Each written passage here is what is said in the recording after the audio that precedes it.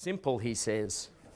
I'm not going because there's only one or two people in the room that haven't watched the clip. So for those that have not seen the clip, Susie, Steve and Sabina, it's a fairly aggressive... Did you? You got it? Good. So Sabina, it's a fairly aggressive investigative journalist with a nice English accent who decimates the subsidisation of the Australian motor industry, and he just rips into it. So we're not going to play that anymore. I'm going to manage my way into. So the first thing I want you to do, help me here guys, because a couple of you know how really capable I am with this stuff. It's all right, I'll get there. I'm not here for this, I'm here for other things. Yeah, that's right. Yeah, I'll get there. Yes, we'll get there. Yeah, well, it is slow, particularly with me. Nah, wrong. It's all right, we'll get there.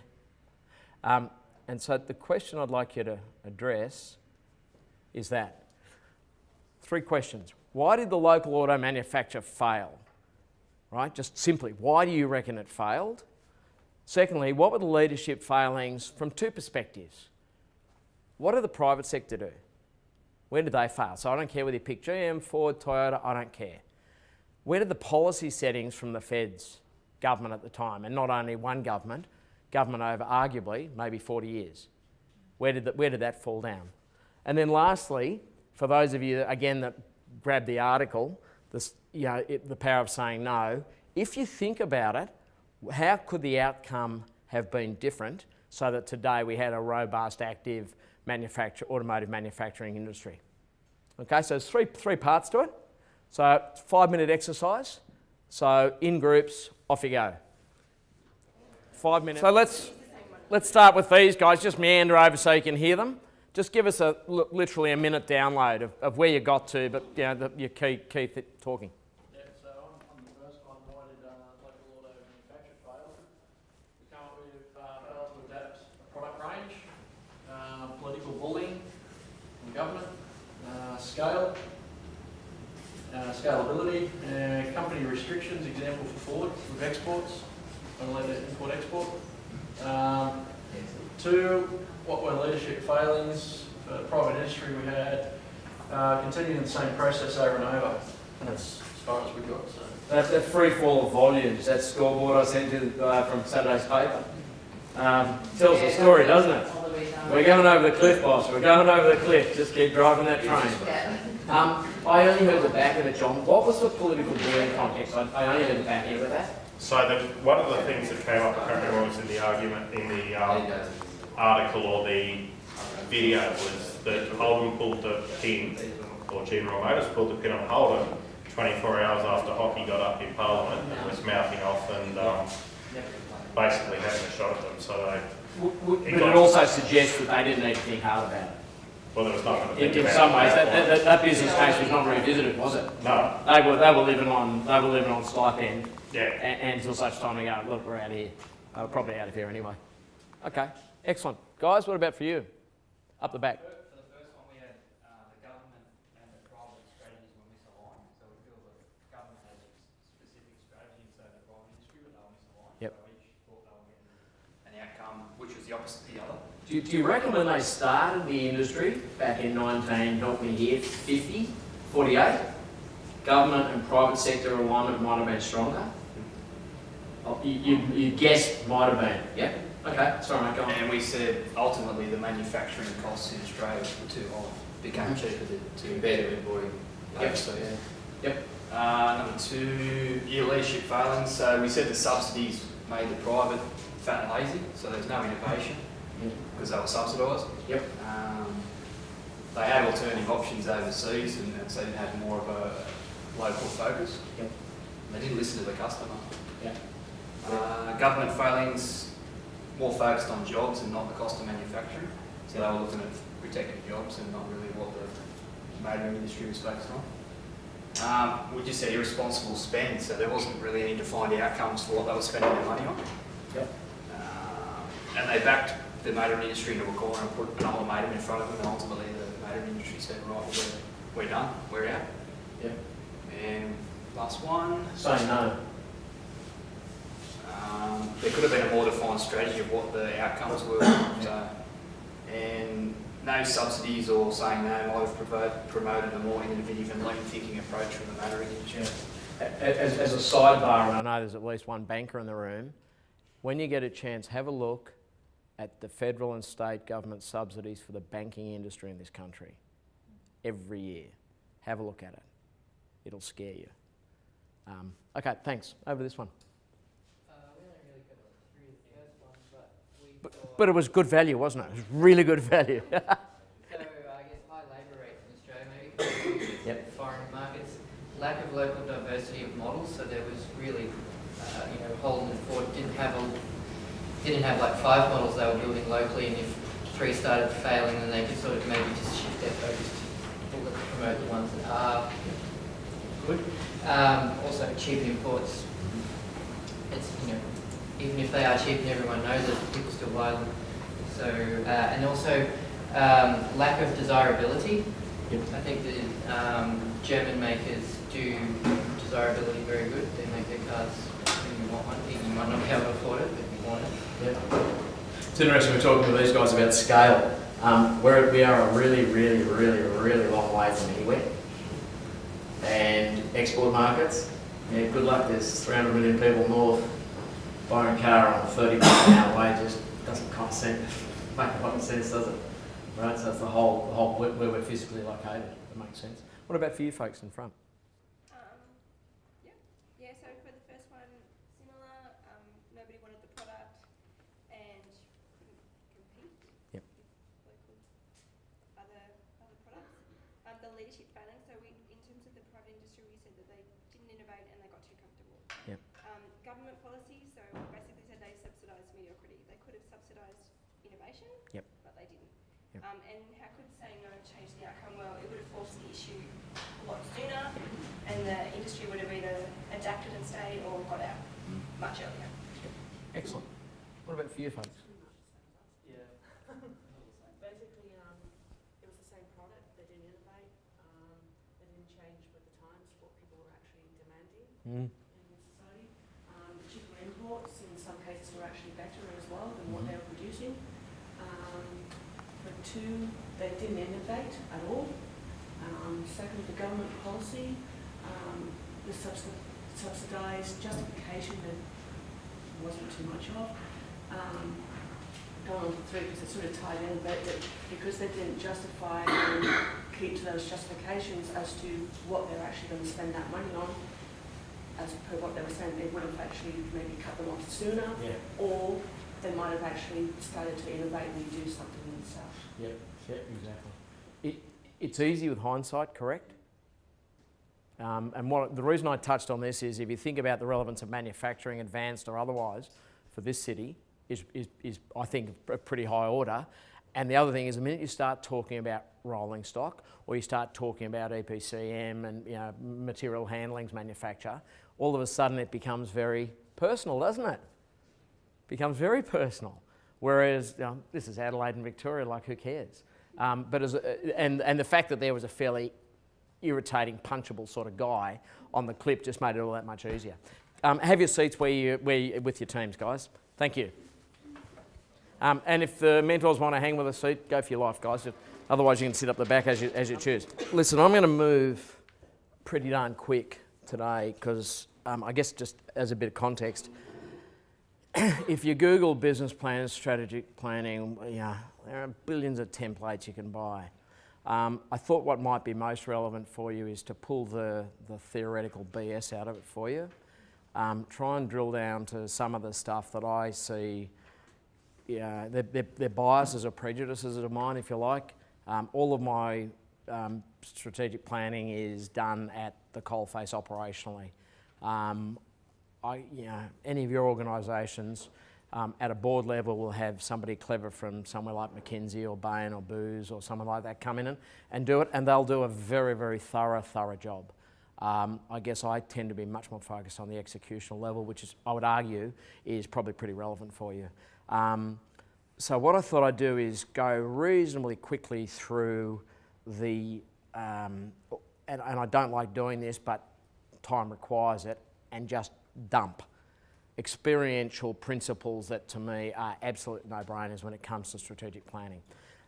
So I've laid out in front of there, you've got two things. You've got a PowerPoint download, take some notes as you like, a brief bio for later or for the garbage bin as also you like. And then I've got two other documents here that I'll hand out as we work through. Is there anybody that does not have a copy? I think we're right for numbers, aren't we? Then there's another document which you'll find helpful now. I've laid out a really, and you'll see me use the term strategic growth continuum, and you'll also see me use the term revenue. So everybody has a bias or a tilt, if that makes sense. If I was an academic that had studied global markets, my strategic planning orientation would be tilted to that. Does that make sense? So my experience, my DNA is sales and marketing. And so what I've done is, and I'm expecting it'll make life a little easier for you, I've laid that out in a Gantt chart format because there's a start and it's a cycle, but there's a finish. So I just want to step through that with you. And then what I wanted to do, sort of 5 parts, wanted to dive through this overview, then link it to change. From a leadership standpoint, the document's one thing, but then actually executing it and impacting bottom line or change in business performance is a completely different thing. So I'll spend a few minutes just talking and pointing you to a document that I'll leave with you. You see up there POAP, plan on a page. There is no question that if you've got working for a major enterprise, then there's probably a 20 or 30 page business planning regime. You can't make them work, in my view, humbly, unless you've got visibility.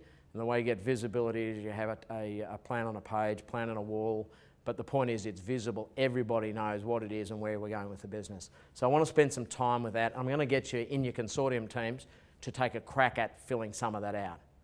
And then we're going to sit down, and if you've got your mentors here, it's a bonus. Is the framework dead right for your project? No, but you'll get the idea. It might be a hindsight revisit. You may have done the bulk of your strategy already. I don't know. Then I thought I'd sit down and just spend 5 minutes with each of you on rotation at the back end, and just get what are you guys doing? What are you thinking about? Where's your head? Where are you going? And then the last thing, I thought we'd finish up with about 10 minutes of questions. That might be between 6 and 10 past over a beer. So that's where I'm going to go today, if that works for you. Any quick questions on what and where and how, or anything that I've said so far? Okay. Okay, just let me, you've got these. Whoops. Okay. Oh, it's just wonderful. I'm just so good at this. I know what I'm going to come back as. Sorry, guys.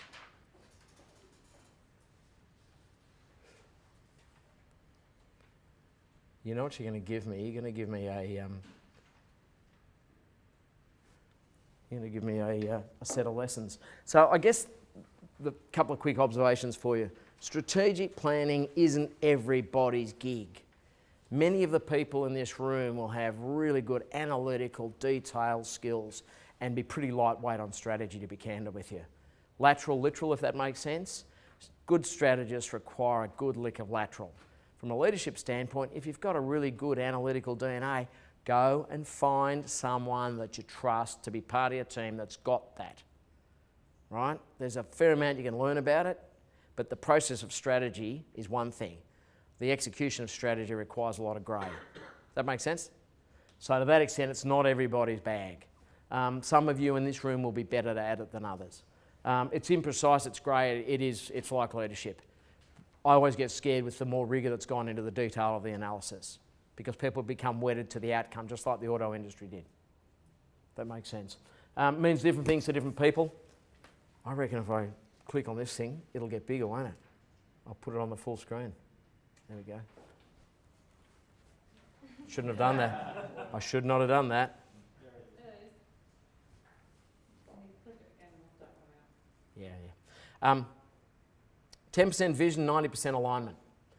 By that I mean a lot of people get carried away with the box, the vision, the mission, all of that sort of stuff. That's a part of it. But getting an organisation aligned around a plan is actually the major key. And that's why I focus so much on, it's a balance of think, plan, execute and discipline. I'll talk about that in a bit more detail in a moment. The scoreboard. Scoreboard in sports is pretty exact, is it not? In sprinting, it's exact. Springboard diving, right? The scoreboard in business, is it exact? It's not. People aren't exact. And you look at the way people change their calculations of earnings and reporting periods. It's a game, right? And you fudge the scoreboard. You can take a business that's insolvent like Dick Smith and make it look like it was making money. Strategic planning requires courage and change. So forget the document. If you're going to actually lead strategy, it requires courage and it requires change. Ability to change direction, ability to be able to convince your superiors in Detroit, theoretically, that you need to change direction, if that makes sense. So to that extent, that's sort of, and just, I'm going to keep bolting, guys, so that's kind of some of the high-level pieces for you. Quick questions or comments? Success and failure. My take, and some of the more senior folk in the room, I'd be happy for you to chip in.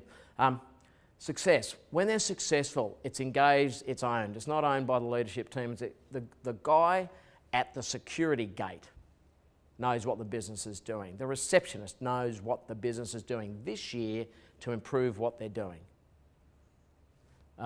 It's visible across the organisation. It's regularly tabled. It is not buried. People know and see the document or some sort of reference to it on a weekly basis. You tweak business activities to achieve strategic plans. So you'll be sitting there and going, okay, here's what we're trying to do this year. That didn't work. Maybe we should be looking at a slightly larger or smaller new customer group or whatever it might be. And the targets are really very specific and they're very, very near term. So it's very tactical and it's executed. Failure, led by head office. Most of you will have been through a budgeting process. You get told the number. What's the ownership on that? Zip. If you don't have people owning an outcome, then don't expect them to sweat for it. It's not visible, it's in the drawer, it's not reported against other than annually, and there's no scoreboard. These days, there is no excuse not to have a dashboard-driven set of simple KPIs by which you can know. Have any of you worked for a listed company that's got, where you have shares? Where you turn up each day and up on your screen pops up the share value? It's a problem, isn't it? It is a real, it's problematic. Employee ownership is terrific, but it's really distracting. So if we can do that, couldn't we have a scoreboard that pretty clearly articulated the 3 or 4 main measures of success? Does that make sense? Can I ask a question? Yeah, sure. What's an example of a good scoreboard, a good inexact scoreboard? A good inexact. Well, you said the scoreboard is inexact. By definition. So that means you've got to work that much more damn hard to make it precise, tangible. Okay. Yeah, the scoreboard, it's grey. Yeah, you've got to work that much harder. So let's say let's just talk about employee engagement as a very simple one. You know, the Survey Monkey up to your wazoo. But in some ways, the only measure is whether, when you walk into that building, whomever you are, people greet you. That's a really simple, but it's a very meaningful measure. That's a tough measure, but if you thought about it, that would be a really authentic measure. So yeah, get measures and address the core, I guess. So I didn't mean to. I thought you meant they could be inexact. As a starting point, it's vague, is my point. So that means you just got to work that much harder to keep yourself honest and make them specific. Yep. So onto core elements, and this goes to that yellow document that you've got in front of you. It's really, really simple. There's 4 parts. So there's research, there's planning, there's execution, and there's discipline. So let me dive through those, and you'll. So from a research standpoint, so that's the number 1 on the left hand. Understand the core competencies, skills, services you bring to market. So your starting point is, what do we have as our DNA?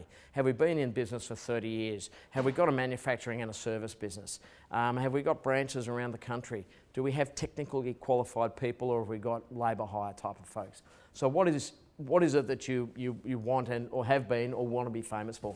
I've said their desktop and market analysis is overrated. There's a big construction organisation or development company that we travelled to earlier in the year, and I've sat there and looked at them, analysed the daylights out of a market without going and talking to a single customer, potential or previous.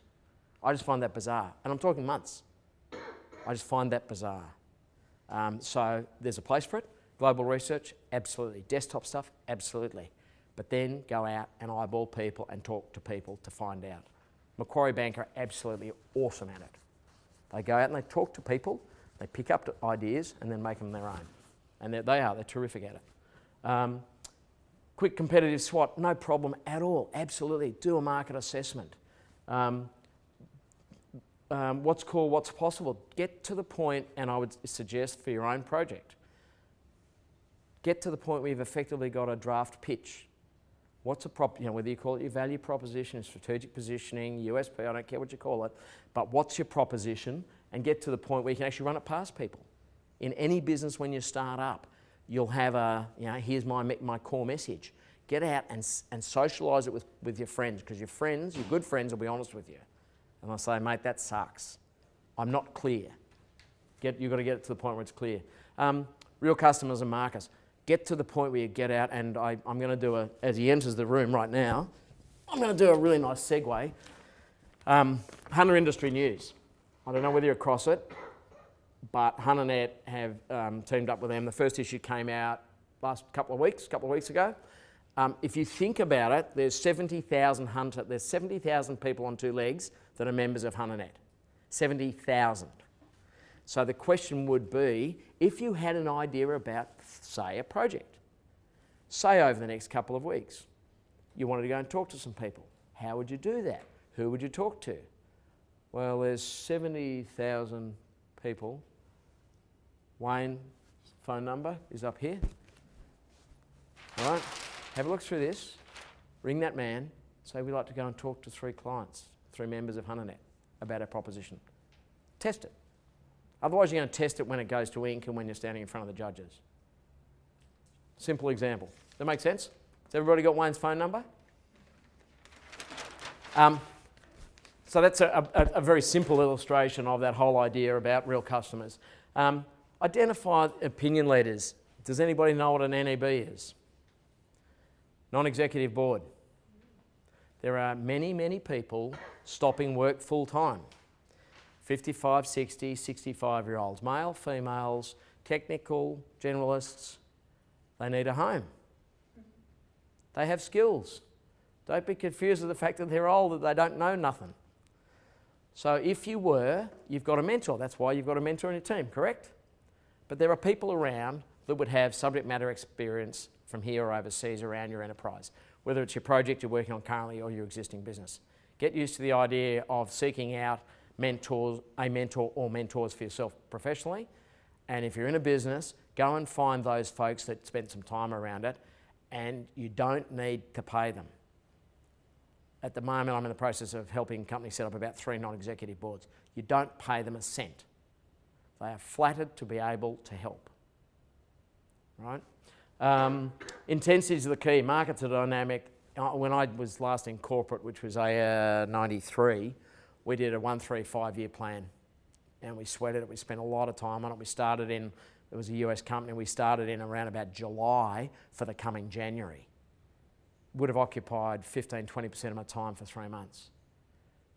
These days, my son went into a job application the other day with IAG. They've set up a $50 million fund to break all the red tape. So insurance, right? Try and invent product. Their average product germination was about a year. They've got it down to 2 weeks. And they've just broken all the rules. And that's the way, you guys know this better than I do, but that's disruption. That's what's happening. And the last one is, the whole point about the research is, you can't do anything with that. You need to be able to get your research distilled down so that you can act upon it. Information overload, you need to be out critical thinking to distill it. Quick questions? Okay, strategic plan. Who's the strategic planning team? My point before about the fact that maybe strategic planning is not your natural. Get some, right? Top down. I use the term Type 5, which is a footy terminology, but it needs to be owned and led from above. But it's got to be visible, because if the strategic plan for the business is a secret, then how does the person at the coalface know what to do? And most organisations are getting better, but it's still a mystery for an awful lot of organisations. Because guess what happens when they don't know where we're going? What do people fill the void with? So if someone says, well, where are we going? What was that? Monsters. Yeah, monsters, speculation, negativity, possibilities, probabilities, but they're guessing, aren't they? Less is more, 1 pages versus 50, so we'll get onto the plan on a page in a minute. Look, I've just downloaded some thoughts there about a format. Yeah, you need a vision, the light on the hill. You need something that points to where you're trying to go. I generally cut the red line through mission. We've all been in that endless debate between the vision and the mission. But have a idea of, I think of a holiday. Do we want to go overseas for a long time for a holiday, or are we just going away for a sneaky weekend? So just get that vision piece clear. Is it long term? Is it big? Leadership priorities and the outcomes. So if we're the leadership team, what are we taking responsibility for trying to impact and create in terms of outcomes? Time period, invariably for a lot of businesses these days, if you're capital intensive, I get why you'd look at a 5-year horizon. I get that. But operate quarterly, 12 months, 3 years max. If you're a startup, it obviously has a slightly different bearing on it. But most of you will be working with very mature businesses. Is that the case? There'll be no one working with an organisation that's been in business less than 20 years in this room. Is that largely? What was that? Our teammate is, but he's not here right now. Yeah, but it's so most of the time you've got really well, mature, established, profitable. There's a lot of known, which goes back to the point of change, doesn't it? To make a difference, it's and the core services, sectors and clients, scoreboard, financials and metrics, and we'll dive through a plan on a page format. It might seem like I'm moving through this stuff because it doesn't matter. It does matter, but to me, for the last hour of you guys actually applying to the project is where the power will be for you folks. Yeah, so I've just gone through vision, values, strategic priorities, customers, markets, marketing, people, organisations, just some of the headings, action elements, some sort of review process, discipline in it. And most organisations, honestly, they finish with a plan. They don't even think about the execution and launch of the plan. It's just bizarre. Again, big organisations obviously make roadshows. I remember talking to Steve McDonald that used to run Transfield Services, and he said to me, I can eyeball 1,400 people. He made it his mission 4 times a year to eyeball every employee, which actually requires a fair bit of work. But one of those was about a month after the beginning of the financial, he'd make sure that, and 5 minutes or 10 minutes on what his priorities for the year were. That's a pretty good level of effort, but obviously if you're 20,000 people or they're remote, that's not so easy. So let me talk about a plan on a page for a minute. While I hand this out, I'll pause and take any questions that might occur to you.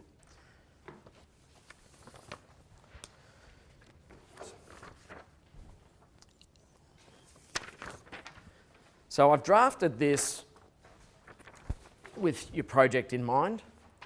So the whole idea, has anybody not got one? Everyone good? So the whole idea is you start by filling out a high-level strategic plan on a page. You socialise it across the business beyond the Type 5. So then you take it, let's say you've got marketing, manufacturing, F&O, yeah, finance and admin. So you might form it as the 5, and then you drive down and say, okay, that's our overarching plan. What does that mean for the finance group? So you're localising it. You'd localise it geographically and functionally, I would suggest here. So then you're socialising it. Then the leadership piece is to lead the planning piece. You don't go in and with your leadership team and say, hey, here's the plan on a page for our business. You say, you say, here's the plan on a page for our business, but if I'm running the manufacturing business, so what does that mean for us, guys? gals, and then build it. Then they own the plan, if that makes sense. So then when you walk into that business, you say, well, what's the overarching strategic plan? Bang. And what's happening to manufacturing and what's happening to F&A, as an example. So then you've got the beginning of that next cascade down to the second or third tier, as it might be. You'd be building a plan on a page for each sector and geography. So if you've got a rolling stock business, or you've got a resources business, or you've got a water business, you'd have a plan on a page for that. You'd have a plan on a page for your, by country. Then your job is to lead the strategic execution. So by this stage, you've got a plan for the business and a plan for each division. You'd have a leadership role. You might actually have to sit across two elements of it, right? In each sector, if you're running Victoria as an example, you might also, one of your major priorities there might be the building of your rolling stock business. So you've got to be across both of those. Hence, standard format, hence standard language, hence common ownership. And then I guess lastly, what tends not to be done so well either is the enlivening of it. So publishing it, talking about it, celebrating it, recognising it. Again, the scoreboard tends to be, the business plan is something nebulous.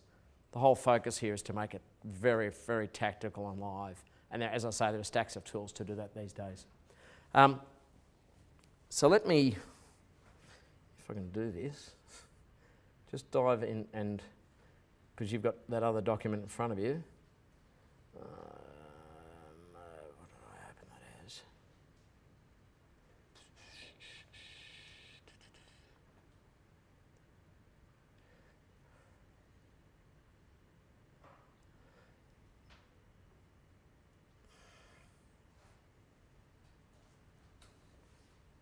I don't know why it's not, doesn't matter.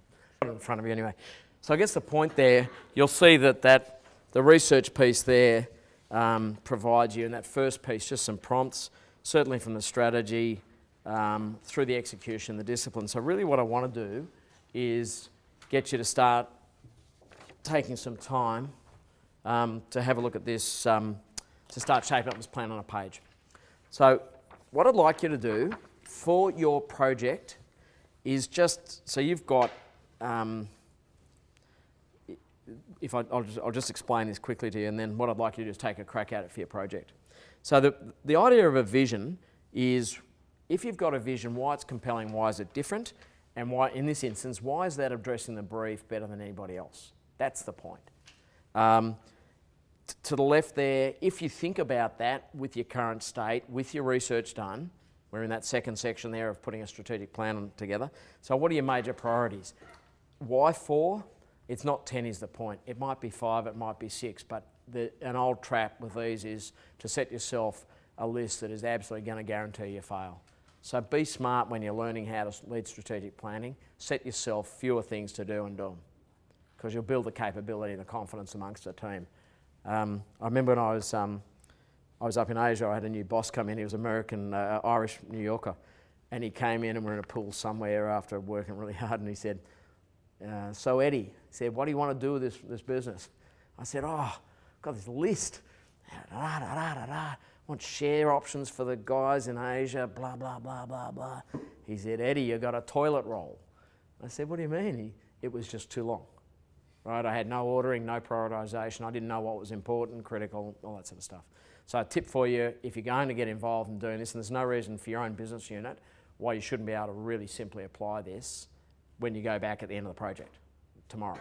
Just get to the point where because your organisation, I would suggest, won't do this well. Generally. Generalisation, they won't do it well. So if you want to lead. And this is a really simple way to do it. So think about a couple of vital priorities. If you think about outcomes to be achieved, so what's that going to do to improve the performance of this business, and then onto the KPI that's going to, everybody's familiar with KPI, Key Performance Indicator. Third side story, Sydney Water about 12 years ago. They used critical success factors, key result areas, KPIs. At one point I looked at a sheet that had 333 KPIs on it. Little bit obsessed with measurement, I'd suggest. How do you move the dial, right? How do you move the dial? So enablers. And an enabler is, if you think about a priority, what are the couple of things that I can concentrate on that are going to impact that? And then you go down to your actions. So the whole idea there is you might have 4 priorities, a series of enablers and actions. So that's about where it finishes. It's not very complex, but they talk about simplicity. To get to simplicity, you've got to go through complexity. That make sense? So you've got to do the thinking to be able to distill it. So what I'd suggest you do is just have a crack at, and I'll start the conversation. I realise I've got some blanks of this, so I'll just get some blanks run off. But start thinking about, and the sequence is the vision, then your strategic priorities, then across to the outcomes and then the KPIs. And if you could just even get into one of the enablers. Now what I'm not going to ask you to do is to share it with each other. Right, I get that. So what I wouldn't mind doing is, particularly, given that you two guys, how much longer are you here for, Steve? Just a little? 15. Yeah, okay. Well, what I'll do is I'll sit across these 4. I might get Wayne and Sabina as well, but just to sit down for 5 minutes towards the end and just say, hey, here's where we got to. It'll stay in the bubble, but that's really the plan. So I make it now about 10 to. So give you 20 minutes just to start working through what you think that looks like, and I'll go and get these things copied. And at about 1:15, we'll start rotating. We'll leave you with your team if you find to, just in terms of doing that. And we'll rotate and just spend 5 minutes with you just talking it through, your strategic plan. And then the last 15 minutes we'll leave for questions. Are there any questions? You guys are a little naked just in terms of the 3, but you'll get it done quickly, right? Any questions about what we're doing for the next 20 minutes? It is about getting as far as you can with that relative to your project team. Any questions? Off you go.